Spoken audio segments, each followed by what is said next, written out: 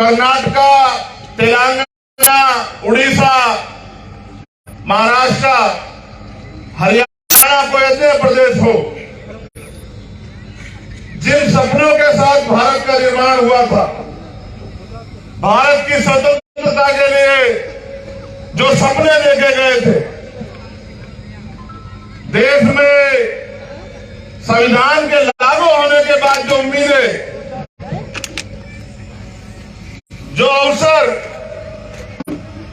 पैदा होंगे सोचा गया था, आज भी देश की एक बहुत बड़ी आबादी उन अवसरों से वंचित है।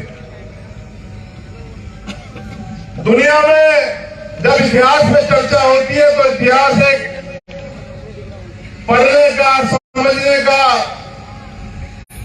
एक ऐसा अध्याय इतिहास, अगर आपको इतिहास की जानकारी नहीं होगी तो शायद आप अपने जीवन में बिना बहुत कुछ अर्जित किए ही आगे बढ़ते रहेंगे। इतिहास से जो ज्ञान पैदा होता है, इतिहास की जानकारी से जो ज्ञान पैदा होता है, उस ज्ञान से जो चेतना उत्पन्न होती है, इतिहास की जानकारी हमें बताती है कि हम अपने मुल्क में किस तरह की समस्याओं से, किस तरह के व्यवहार से होकर गुजरे हैं। तो भारत का इतिहास ये कहता है कि भारत चंद्रगुप्त मौर्य का देश, भारत सम्राट अशोक का देश है, और वो सब हमारे पूर्वज हैं जिन्होंने, जिनके राज में देश अखंड भारत हुआ करता था।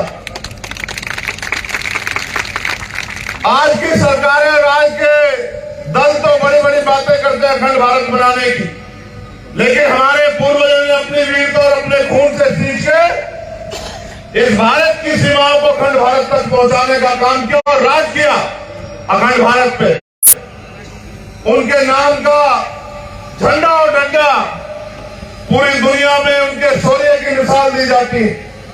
जब आप इतिहास पढ़ेंगे तो पता लगेगा कि आज से 2000 साल पहले जब मौर्य वंश शुरू हुआ तो मौर्य वंश ने भारत में एक ऐसा शासन, एक ऐसी व्यवस्था दी कि हर व्यक्ति को स्वाभिमान सम्मान से जीने का अवसर प्राप्त हुआ।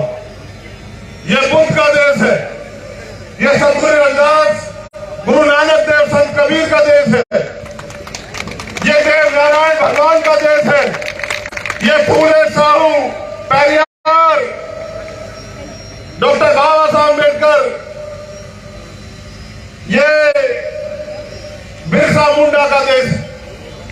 और जिसको भी अवसर मिला उन्होंने प्रयास ये किया कि भारत में मानव जाति के हित के लिए काम।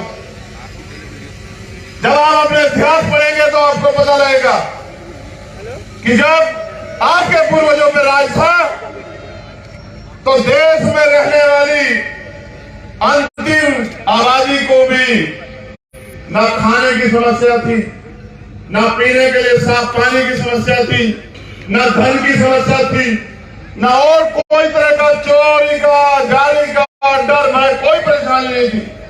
न ही किसी महिला का अपमान होता था, न ही किसी बहन बेटियों को अपने जीवन को कुर्बान करना पड़ता था। लेकिन जैसे जैसे हमारी एकता कमजोर होती गई, हमारे राज खत्म होते गए, एक समय ऐसा आया कि जो लोग इस देश में राज करते थे वो अधिकारों से षड्यंत्र के द्वारा वंचित कर दिए गए। फिर एक रहबर पैदा हुए, उन्होंने उस गुलामी को काटने के लिए अपना पूरा जीवन और अपने 4 बच्चों की कुर्बानी दी, और फिर इस देश के लोगों को स्वाभिमान सम्मान और अवसर से जीने के लिए भारतीय संविधान दिया। एक ऐसा संविधान, एक ऐसा ग्रंथ जो भारत में रहने वाले अंतिम व्यक्ति को भी अवसर और सम्मान का जीवन देता। देश की महिलाओं को जहां पैर की जूती के बराबर समझा जाता था, उन महिलाओं को डॉक्टर, इंजीनियर, IAS, IPS, यहां तक कि सरपंच और विधायक और मंत्री बनने का भी अधिकार, राज्यपाल और राष्ट्रपति, मुख्यमंत्री बनने का भी अधिकार देता। देश के SC, ST को, OBC को, जिनको वंचित रखा गया, उनको नए अवसर देता है। लेकिन समाजी साथियों, वो अवसर तब प्राप्त होंगे क्योंकि आजादी के बाद 70 साल से ज्यादा का समय बीत गया। मैं राजस्थान की बात करता हूं, कभी किसी की सरकार बनवाते हो, कभी किसी की सरकार बनवाते हो, लेकिन ईमानदारी से पूछो खुद से कि क्या आज भी आपको इंसानों जैसा स्वाभिमान, सम्मान और अधिकारों के साथ जीने का अवसर राजस्थान में प्राप्त हो रहा है? क्या बताओ? मैं अगर घटनाओं का जिक्र करूंगा तो मेरा सीना छन्नी होगा, तो आपका भी सीना बिना छन्नी में नहीं रहेगा। आपको जितेंद्र मेघवाल याद होगा कि मूछे रखने में उसको अपनी जान जो है कुर्बान करके कीमत चुकानी पड़ी। आपको इंदर मेघवाल याद होगा जिसको मटकी से पानी पीने पे अपनी जान देकर जो है कीमत चुकानी पड़ी। आपको ओम प्रकाश याद होगा कि न्याय न मिलने पे उस मेरे छोटे भाई ने जो है अपनी जान कुर्बान कर दी, सुसाइड की, और मुझे पत्र लिख के कहा कि भाई मेरा अंतिम संस्कार आप आके करना।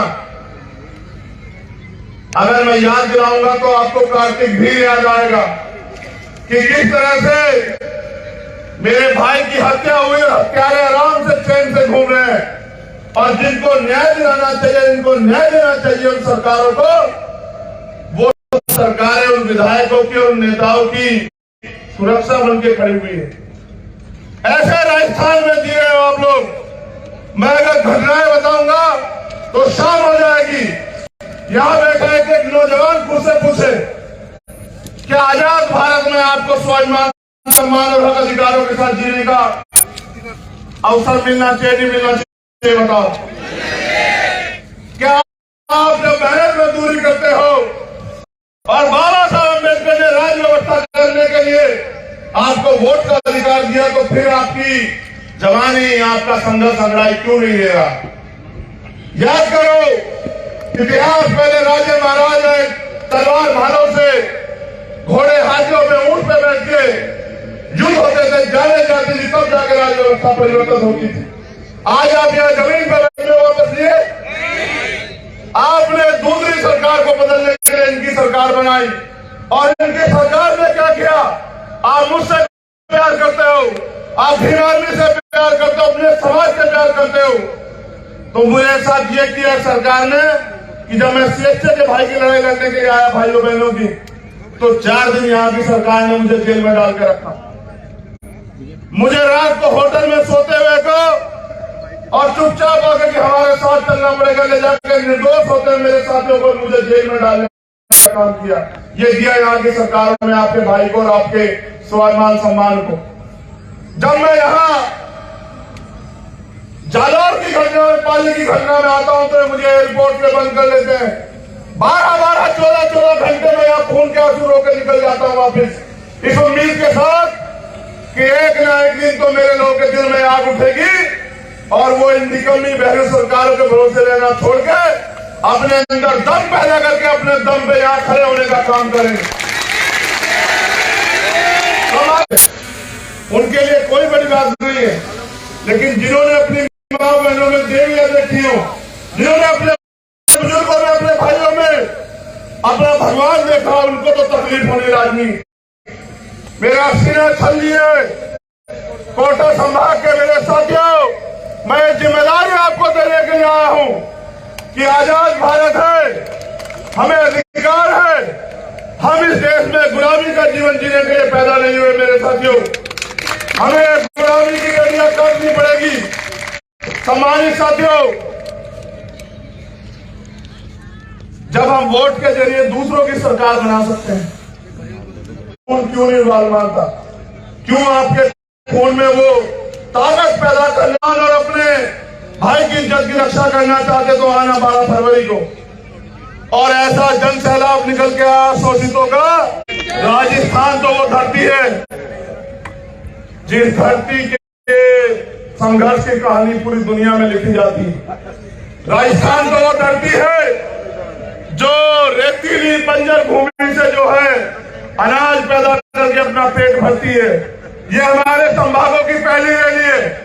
इसके बाद माननीय प्रभारी जी और अध्यक्ष जी और तमाम टीम के नेतृत्व में अन्य जगह भी जो है रैलियां होंगी।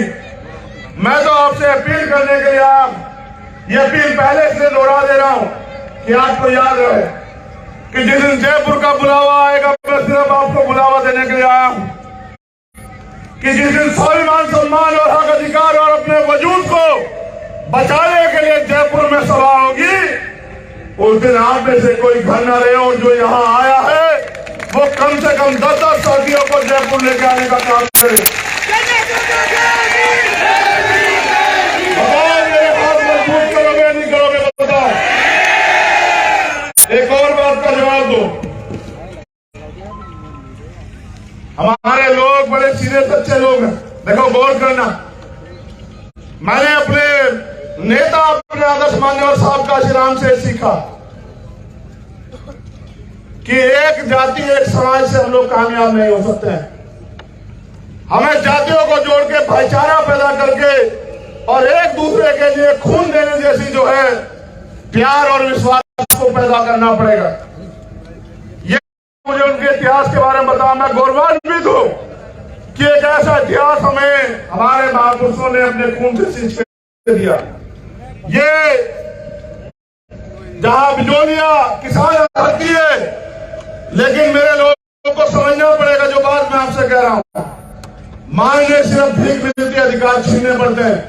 मेरे गुजर समाज के लोगों ने, मैंने मध्य प्रदेश में और यहां भी कह रहा हूं, यही राजस्थान की धरती पर उनके खून से हो लिया।